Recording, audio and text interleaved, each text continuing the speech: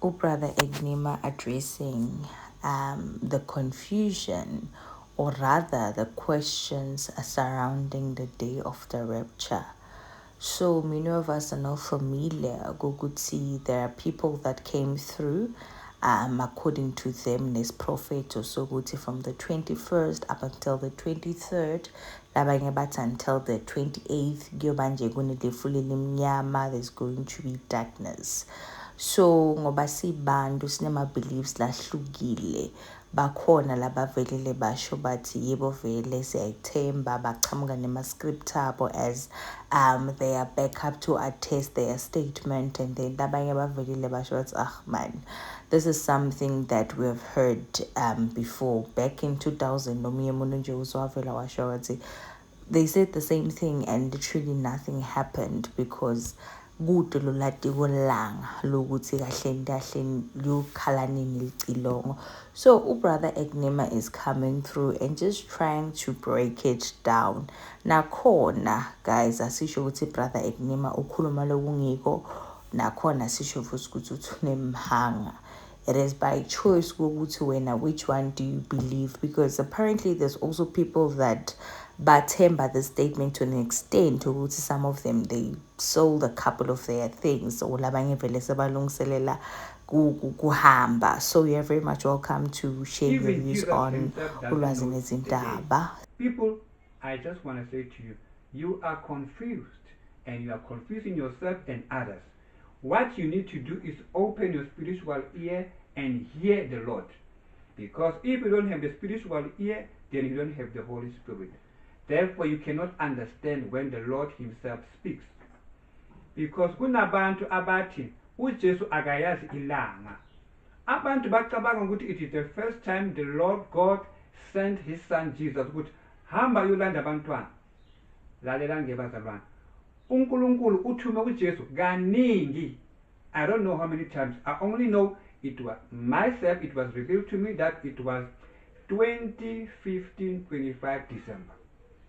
And someone else, yena uthe even 1981 Jesus was sent ukuthi hamba yolanda abantwana. Yena wacela kuNkulunkulu bathi baba I died for them.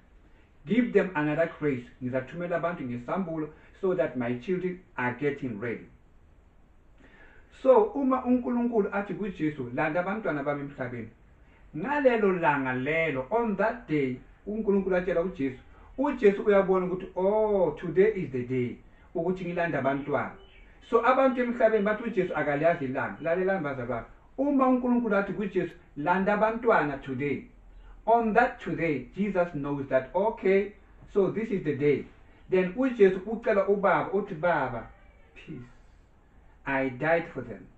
Give them a short period so that I will send other children to go and warn them, to tell them to get ready. So uNkulunkulu ngoba uyazi ukuthi uJesu ufela abantu, uyamlalela uJesu. uNkulunkulu uyahlala phansi alalela uJesu ngoba uJesu it is the word, it is the voice, the word of God. So uNkulunkulu uyalilalela izwi lakhe ngoba izwi leli belingaphakathi kuye. So yena walikhipha leli izwi lakhe waliyenzela umzimba. So umzimba lo wakaJesu unomoya, unezwi likaNkulunkulu, the word of the Lord. So manibona uJesu, you see the word of the Lord, the voice, the word of the Lord. Ngoba uJesu uphuma ngaphakathi kuNkulunkulu. That's why lapha ezulwini uya le nale. Makafuna ukuhlala esitulweni uyafika ahlala esitulweni, kanti makahlala esitulweni ungena ngaphakathi kubaba wakhe. So njengoba angene ngaphakathi kubaba wakhe, yena uJesu uyangena kubaba wakhe, then baba yi2. Then ke kube nomoya bakaNkulunkulu baba yi3. Kodwa esitulweni kuhlezi umuntu ayi1. And umoya engcwele makafuna ukuhamba uyosebenza uyaphuma emzimbeni wakaNkulunkulu. uJesu makafuna ukukhuluma nabantu uyaphuma emzimbeni wakaNkulunkulu, then uNkulunkulu uhlezi. Mawuthi ubheka ubuso bukaNkulunkulu, ubuso bukaJesu, because uJesu uyenze lo mzimba ubaba. So ke ubaba usebenzisa ubuso bakhe wabunikeza uJesu. That's why masibona uJesu sibona uNkulunkulu. Therefore uNkulunkulu makathi kuJesu landa abantwana bami emhlabeni, on that day uJesu uyabona ukuthi oh today is the day. So uthini ke uJesu uthi baba peace, ngizabalanda ngelinye ilanga. So ubaba uyathula alinde uJesu ukuthi amtshele ukuthi uzabalanda nini. That means uJesu sekuwuye ayaziyo idate ngoba first time watshela ukuthi landa abantwana. So uJesu wabona ukuthi okay, oh it is today. So wabona ukuthi oh this is the day uNkulunkulu athi ngilanda abantwana. Then uJesu sekuyayazi ke from that day. Kodwa uJesu wacela kubaba wathi please kancane baba sizabalanda ngisabalungisa ngisathumela abanye bayobatshela ukuthi baphenduke ngempela ngoba ngifuna ukulanda ibandla eliphila holy. So ke ubaba ke ulinde ukuthi uJesu indodana imtshele ukuthi baba manje ke nyabalanda. Ningizwa kahle bazalwane? Mangiyenza iexample mina ngithi kubazalwane ngithi umzali makayenza iwill yakhe umzali uyenza I1 isecret yakhe I1. But the day agula atshela abantwana bakhe ukuthi bantwana bami sondelani nje abathile ukuthi ngiyenze iwill mina 20 years ago ukuthi lo uzothatha ini lo athathe ini mangifa la. And uyabathi ukuthi ilawyer yakhe ubani ukuthi balanda amaphepha amadocument wonke kula good on that lawyer to that lawyer. So ke abantwana from that day now they know ukuthi oh ilawyer yakababa wethu kanti usibani bani. Now they know because ubaba wabo sekabatsheliwe. And ubaba wabo sekabatshela ukuthi lo uzothatha indlu lo athatha tractor lo athatha truck lo athatha pick and pay mhlawumbe. You see, they belong to the Father. Now they know the will ngoba sekabatsheliwe. So naye uJesu ke bazalwane ngalelo langa ubaba wakhe athi balande emhlabeni wabona uJesu ukuthi oh yilo lelanga leli. Then ke uJesu walibamba lelanga leli wathi baba kancane. uJesu bazalwane angithi ugqoka impahla ezimhlophe makakhuluma nobaba wakhe uyazibamba kanje azivule kanje. Makazivula kanje kuvela umzimba wakhe and amanxeba ayavuleka la kathi bamhlaba khona ayavuleka. Then kuphuma igazi liphuma liba fresh liphume kakhulu ligcwale kule mpahla ezimhlophe. Why ayenza kanjani? Ukhumbuza ubaba wakhe ukuthi baba ngizwe ubuhlungu ngifela labantu laba. So makacela uJesu athi baba kancane ngisabalungisa labantwana. Then ubaba wakhe uyalalela ngoba uthanda indodana yakhe. So uyathula ubaba. Then ulinda bani ubaba? Ulinda uJesu ukuthi amtshele ukuthi baba sengicedile ke ukubalungisa manje ngizobalanda. That means akusubaba azotshela uJesu ukuthi balande no. Ngoba ukhulumile kayi1 ubaba uJesu wacela ukuthi ame kancane. So ubaba umile kancane abakhulumanga ukuthi baba banikeze isikhathi esingaka. Uthi nje baba kancane ngisakhuluma nabo ngisabalungisa ngisathumela isambulo the whole world. So mase kacedile uJesu abona ukuthi ucedile uyabuyela kubaba athi baba manje ngicedile ngiyabalanda. Then ubaba uzovuma ukuthi okay balanda ngoba ubaba uyazi ukuthi udala abantu bonke ngezwi and izwi kaNkulunkulu bani huye uJesu.